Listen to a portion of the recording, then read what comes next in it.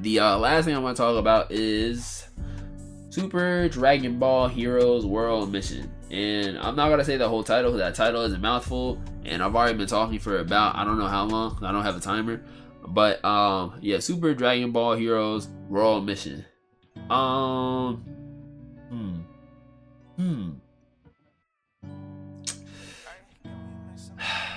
do they make a good card game?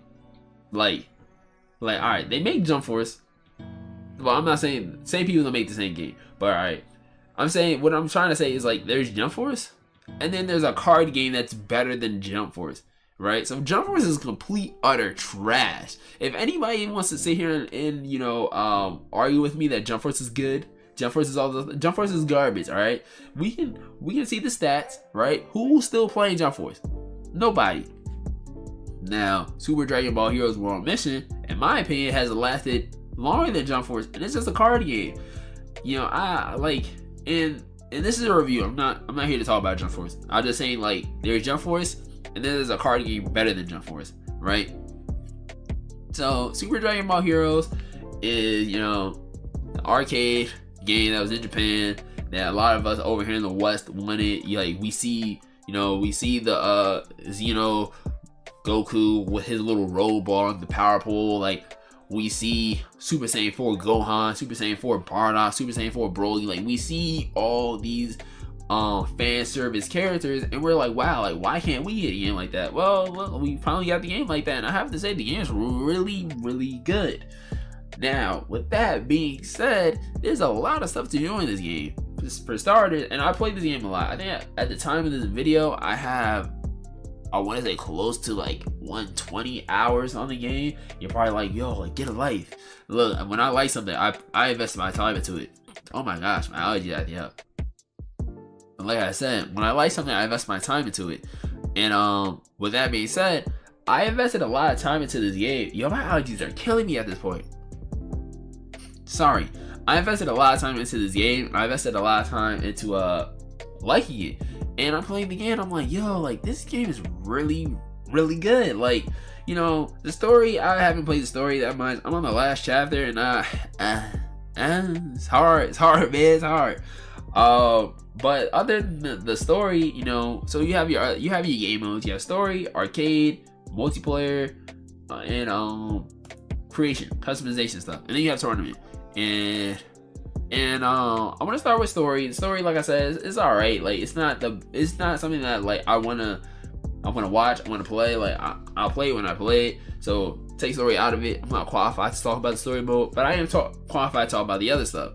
Now arcade, I think is really dope. I think it's really fun. It's almost like, you know, you'll start off at a certain point in time, and so let's say you'll start off with, you know, the God of Destruction stuff, right? What the hell was that? I don't know. But you start off with the God of Destruction stuff, and then let's say like next you'll go like to the Golden Frieza stuff.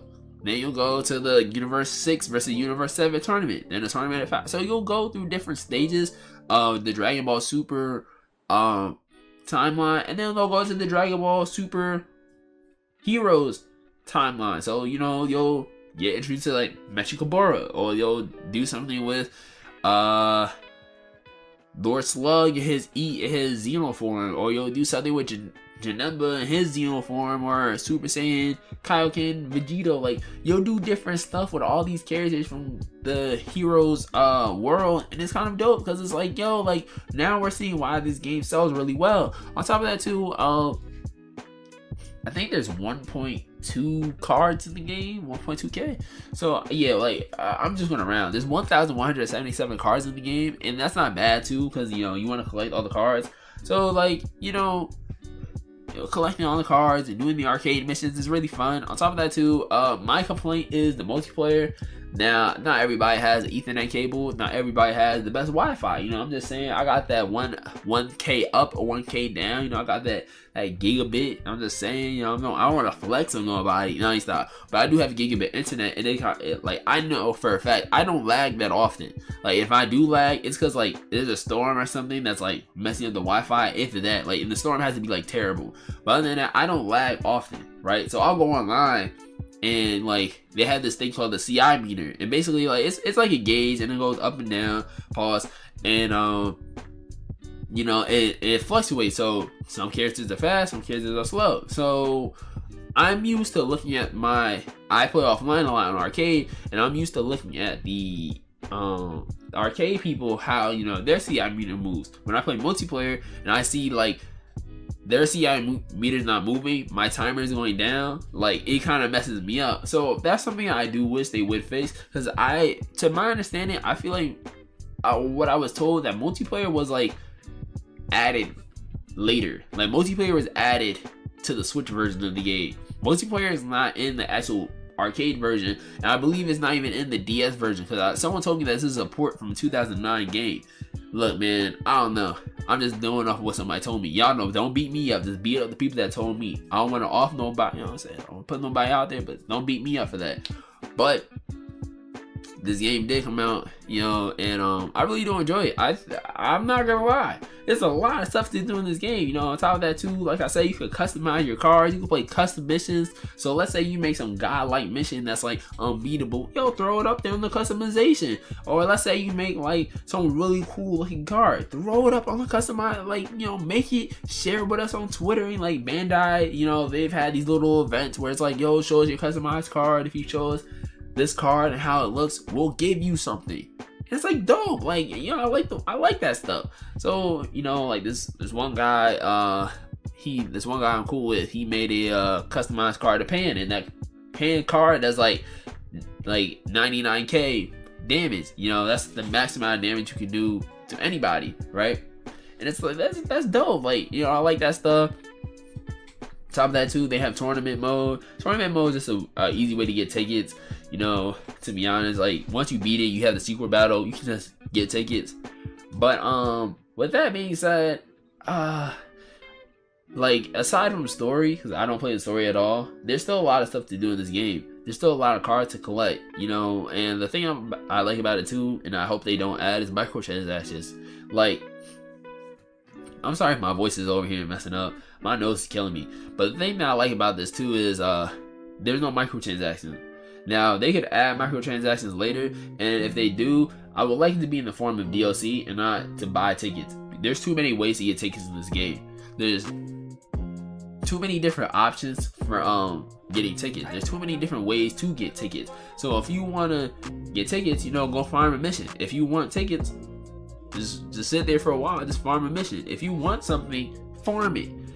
And this game is like a gacha game, so like if they added that type of microtransaction of like, if you buy if you spend $25, you can get 250 tickets. Like, no, like, come on, son. There's a lot of ways to, like, that would, in my opinion, that would kind of kill the game. Like, don't do that. If you're gonna add microtransactions, just add it in the form of DLC. And on top of that too, since the game has come out, they have had one update, and they're supposed to be getting more updates to add more cards, and people are speculating that they would add stuff that's in Japan to the game, so that's just going to make the game grow a lot longer.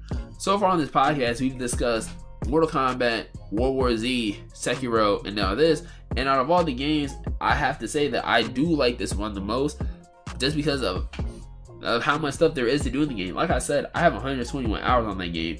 Besides Sekiro, none of these games I have that much time on, because it's something I really enjoy and something I really enjoy playing.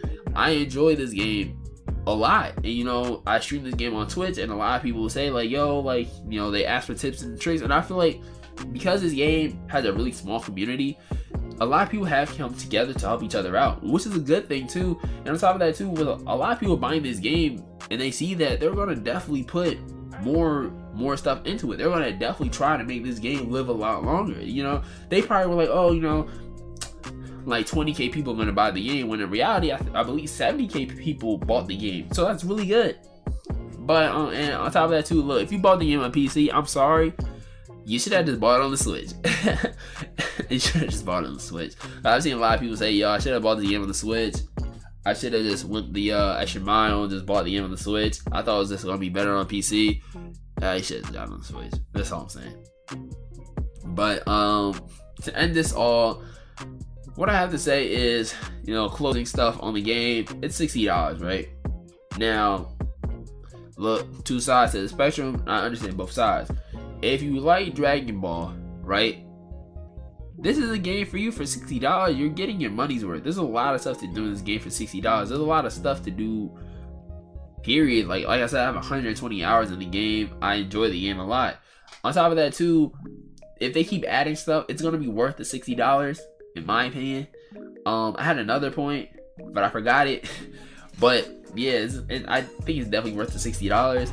On top of that too, look, this is the other side of the spectrum. If you don't want to spend $60 on a card game and you feel like it's only worth $20, that's fine. That's understandable. You may be like, you know what, there's a lot of other games I could play. I could play, you know, Sekiro. I could play Mortal Kombat, World War Z. I could play all the other. Now, look, if you're on the Xbox and you have a Switch, you know, this is the only game that will do you some justice while your Xbox becomes your new coffee stand. All right, don't lie to me. But I'm just playing. But yeah, like, if you have nothing to play, and you definitely want to try something out, definitely try this out. It's definitely worth the $60. If you have some way of getting it cheaper, definitely do that. I'm not gonna shit talk the game because it's a game I really enjoy. Like I said, like, there's little cons I don't like, you know, the network battle, that stuff. Oh, that's my other point, right? So this is how I know they really like support the game. They always have these little events, right? So like, they had free battle, or they had limited battle. Limited battle is basically like, we're gonna give you a select amount of cards, right?